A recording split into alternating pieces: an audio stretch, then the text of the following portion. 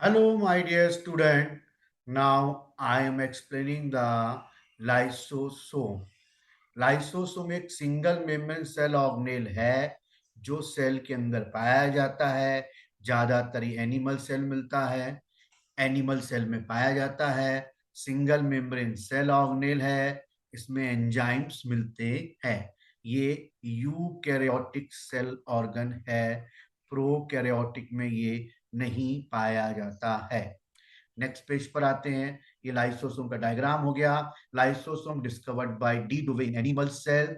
Single membrane organelle develop from GERL मतलब Golgi associated ER which develop the lysosome, क्योंकि ये Golgi का part, it is the part of Golgi apparatus. ये diagram देखिए, plasma membrane single membrane structure है, lipid की bilayer है, lipid की दो लेयर है, बट मेम्ब्रेन कैसी है? सिंगल है। इसमें हाइड्रोलिटिक एंजाइम होते हैं, 30 डिफरेंट टाइप के हाइड्रोलिटिक एंजाइम्स होते हैं। मेम्ब्रेन ट्रांसपोर्ट प्रोटीन होती है, हाइड्रोजन पंप होते हैं। चलिए आगे देखते हैं। With the exception of mammalian RBC, they were reported all animal cell. सारे एनिमल सेल में मिलेंगे आरबीसी को छोड़कर, मेमेलियन आरबीसी को छोड़कर। लाइसोसोम में 30 डिफरेंट टाइप के एंजाइम्स हैं, जैसे कि लाइपेज, प्रोटीएज और कार्बोहाइड्रेट। लाइपेज लिपिड को तोड़ेगा, प्रोटीएज प्रोटीन को तोड़ेगा, कार्बोहाइड्रेट कार्बोहाइड्रेट को तोड़ेगा।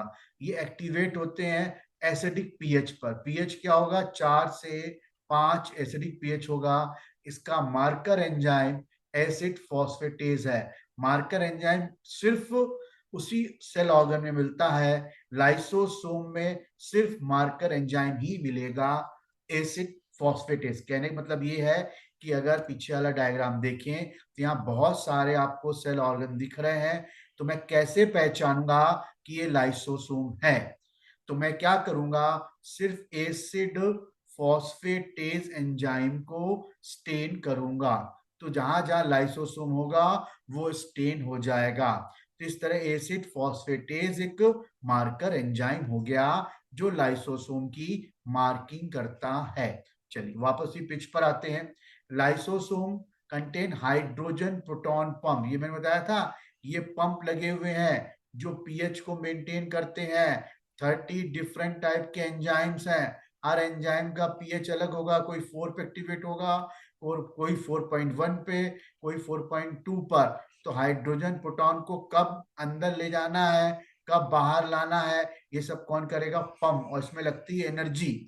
Lysosome contain mercury, silver, copper for releasing the enzymatic pH. ये भी कैरियर प्रोटीन की तरह काम करते हैं और पीएच को मेंटेन करने में हेल्प करते हैं। लाइसोसोम पॉलीमॉर्फिज्म शो करता है, मतलब अलग अलग रूपों में पाया जाता है।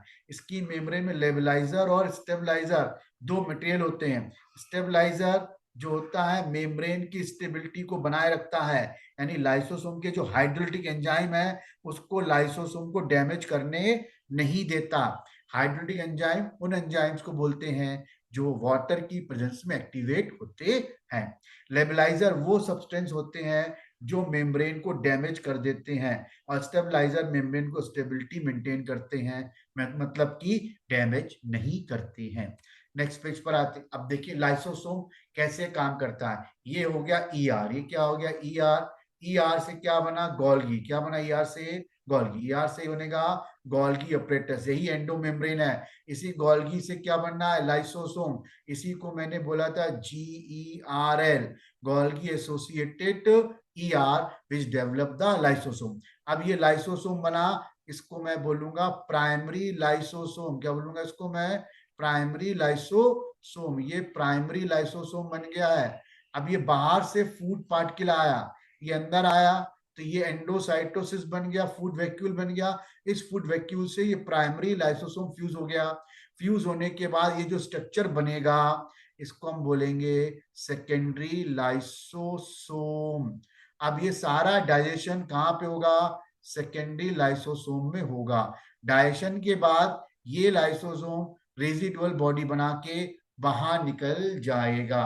रेजिडुअल बॉडी बना के क्या होगा? बाहर निकल जाएगा। ऐसे ही अगर लाइसोसोम इनगल्फ कर लेता है डैमेज सेल ऑर्गेनेल को, तो उसको हम बोलते हैं ऑटोफैगी। क्या बोलते हैं उसको? ऑटोफैगी।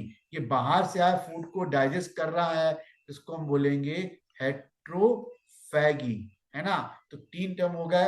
हेट्रोफैगी मतलब बाहर से आए फूड को डाइजेस्ट करना, डेड सेल ऑर्गेनेल को डाइजेस्ट करना मतलब ऑटोफैगी। ये ऑटोफैगी दिखा रहा है, जैसे कि माइटोकॉन्ड्रिया 4 से 5 दिन में डेड हो जाएगा, उसको हम बोलेंगे, उसको डाइजेस्ट करेगा लाइसोसोम, इसलिए बोलते हैं लाइसोसोम को scavenger of the cell, scavenger of the cell. चलिए नेक्स्ट आते हैं, लाइसोसोम और क्या करते हैं। ये फिर वही डायग्राम आ गया, ये अमीबा है, अमीबा हो गया, अमीबा में बाहर से फूड पार्टिकल आ रहा है, ये कोई प्रोटोजोआ है या स्यूडोपोडिया, अमीबा हो गया, बाहर से फूड पार्टिकल आया तो ये फूड वैक्यूल बन गया। इस फूड वैक्यूल से क्या जुड़ गया? Primary lysosome. क्या जुड़ गया? तो ये क्या बन गया अपना? Secondary lysosome. सेकेंडरी लाइसोसोम में ये क्या हो जाएगा? डाइजेशन। ये क्या बन गया? Tertiary lysosome. अब ये बाहर निकल रहा है, इसको बोलते हैं ई फैगी, निकलने क्या बोलेंगे? ई फैगी। अब लाइसोसोम क्या कितने फॉर्म हो गए? ये हो गया प्राइमरी लाइसोसोम, ये हो गया सेकेंडरी लाइसोसोम, ये हो गया टर्सरी लाइसोसोम। इसीलिए इसको बोलते हैं पॉलीमॉर्फिज्म शो कर रहा है। क्या शो कर रहा है? ये पॉलीमॉर्फिज्म, यानी प्राइमरी, सेकेंडरी और टर्सरी फॉर्म में पाया गया। बाहर निकलने का हम बोलेंगे ई फैगी, और ये पूरा प्रोसेस क्या कहलाएगा? हेट्रोफैगी। और ऐसे ही लाइसोसोम अगर सेल में डैमेज हो जाए, फट जाए, तो उसको हम बोलते हैं ऑटोलिसिस। क्या बोलते हैं उसको? ऑटोलिसिस। क्लियर हो गया? या फिर बोलते हैं सुसाइडल बैग। क्या बोलते हैं उसको? Suicidal bag. नेक्स्ट पे आते हैं, function of the lysosome, intracellular digestion कर रहा है, यानी हेट्रोफैगी को हम बोलेंगे इंट्रासेलुलर, ऑटोफैगी को मैं बोलूंगा इंट्रासेलुलर। प्राइमरी इम्यून सिस्टम बना रहा है, ऑटोलिसिस करके क्या बना रहा है? प्राइमरी इम्यून सिस्टम, यानी सुसाइडल बैग बनकर scavenger of the cell is the autophagy. Clear हो गया? शेप द बोन, बोन को शेप देगा अननेसेसरी पार्ट को डैमेज करके, रिलीज द थायरोक्सिन हार्मोन में हेल्प करता है, ये आपको जूलोजी में मिलेगा। मेटामॉर्फोसिस, ऑटोलिसिस करके टैडपोल से फ्रॉग बनने में हेल्प करता है। इसमें एंजाइम लगता है कैथेप्सिन। क्या लगता है एंजाइम? कैथेप्सिन। तो मेटामॉर्फोसिस में टैडपोल की टेल को लॉस कर देता है, उसको लॉस करने के लिए ऑटोलिसिस लगती है, ऑटोलिसिस के लॉस होने से जो एनर्जी मिलती है उससे फ्रॉग बनता है। एबनॉर्मल अगर लाइसोसोम हो जाए तो डिजीज कॉज करता है, Pompe disease, arthritis, hepatitis and cancer. आपको वीडियो कैसा लगा?